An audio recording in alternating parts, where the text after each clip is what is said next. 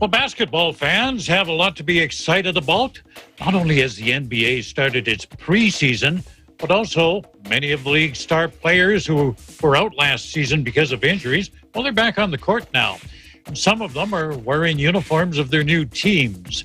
One of the teams many will be watching this season is the Brooklyn Nets and their talented lineup. And with more on that, EBC sports reporter Tenny Sumagi. Good evening, Tenny. Good evening, Tom. And yes, Katie and Kyrie are back and brought some great vibes to the court in the Nets' preseason opening win against the Washington Wizards. We'll hear more from Coach Nash, Spencer Dinwiddie, Katie, and Kyrie, who speaks to the media for the first time. One of the perks of this position is you get to coach two incredible players. Kai was super sharp, and Kevin, after such an extensive layoff, was very good and close to being, incredible. So, he's going to keep building, getting comfortable. When you have that type of injury, it's kind of remarkable that he's at the level he's at. So, those two were great, and we're really positive about them getting their. Getting a stretch of minutes and some game time in their legs, and we'll keep building. Not too surprised. I mean, they're phenomenal scorers, obviously, and best friends. So I think the flow and the vibe that they're going to have is going to be, one of the best duos in the league, if not the best duo in the league. And then it's kind of on us to make the whole process seamless and, win as many games as possible. Kyrie looked incredible. I mean, he's unstoppable. He's, master at his craft, so he could pretty much do whatever he wants out on the floor. He set the tone for us.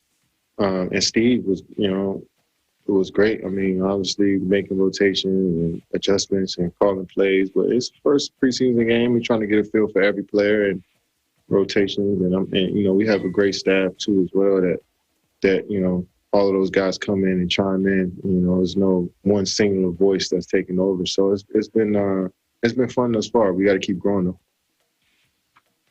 I was anxious, nervous. I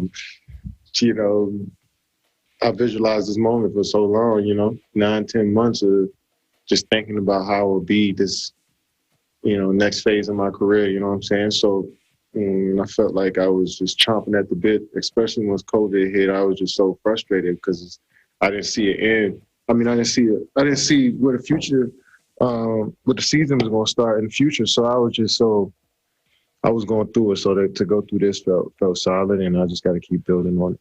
Well, it's exciting just to get started, just because it's just been long awaited. We've been putting this thing together for, past year, ups and downs. And I think it's only fair to, admit that, when we committed here, we didn't know what we were getting ourselves into. First time we came here, now that we have everybody, a full collective group. And, I'm just excited just to continue to grow and build.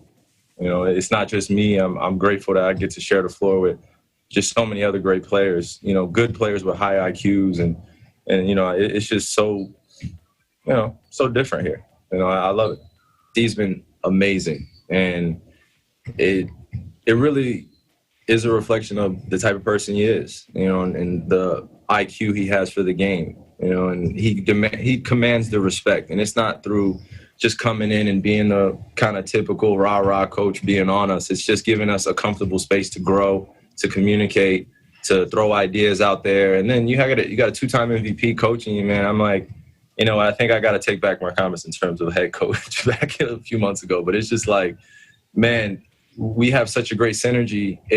Everyone feels like we're coaching one another to be better. So I'm grateful for that. The Nets NBA title aspirations begins December 22 against Steph Curry and the Golden State Warriors. In New York, Teddy Subagi, Eagle News, we live in interesting times.